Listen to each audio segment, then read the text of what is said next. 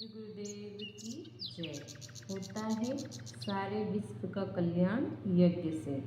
प्राचीन काल में यह एक महत्वपूर्ण विज्ञान के रूप में प्रचलित था, जो आज हमें प्राप्त नहीं है। राजा नहुष यज्ञ के द्वारा ही इंद्रासन का अधिकार बना था। श्रृंगी ऋषि ने राजा दशरथ का उत्तरेष्टि यज्ञ कराया था और उसके प्रभाव से राम, लक्ष्मण, भरत, शत्रुघ्न उत्पन्न हुए थे। राक्षसों के उत्पादों से विश्वामित्र ऋषि दुखी थे। राक्षसों को समूल नष्ट करने के लिए उन्होंने एक विशाल यज्ञ का आयोजन किया था। राक्षस लोग अपने प्राण रक्षार्थ उस यज्ञ को नष्ट करने के लिए जी जान से प्रयत्न कर रहे थे।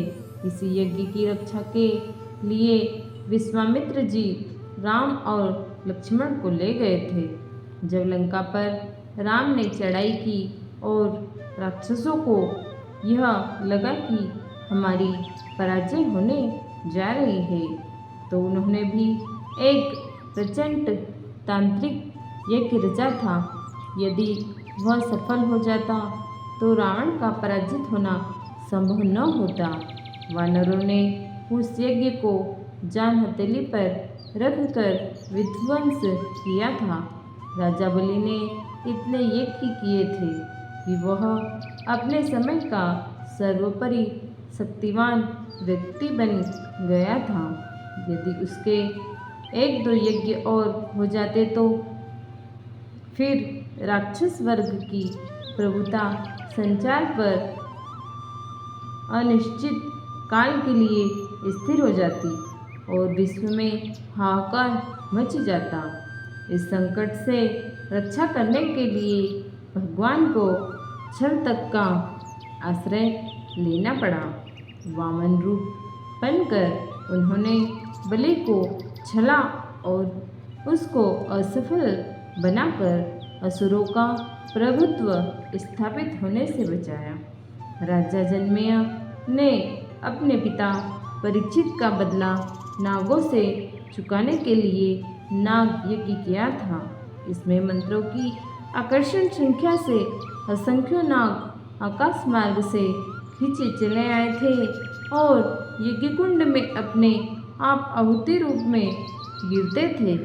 अपनी प्राण रक्षा के लिए वसुकी इंद्रासन से जा लिपटा था।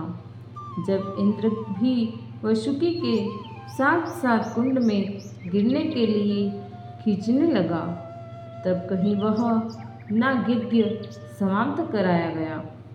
राजा द्रुपद ने द्रोणाचार्य को मारने के लिए एक बलिष्ठ पुत्र की कामना से यज्ञ कराया। यज्ञ के अंत में जब पुत्रोत्पादक खीर बनकर तैयार हुई, उस समय दुर्भाग्यवश रानी झूठे मुँह थी। खीर को अत्यंत स्वल्प काल में खाना था। मुहूर्त व्यतीत होता देख यज्ञ कर्ता ने उस खीर को यज्ञ कुंड में ही पटक दिया। उसी समय धृष्टद्युम्न और द्रौपदी यज्ञ कुंड में से निकले और अंत में उन्हीं से द्रोणाचार्य की मुक्ति हुई। इस प्रकार की असंख्यों घटनाएं इतिहास पुराणों में भरी पड़ी है। यज्ञ की महिमा का कोई अंत नहीं।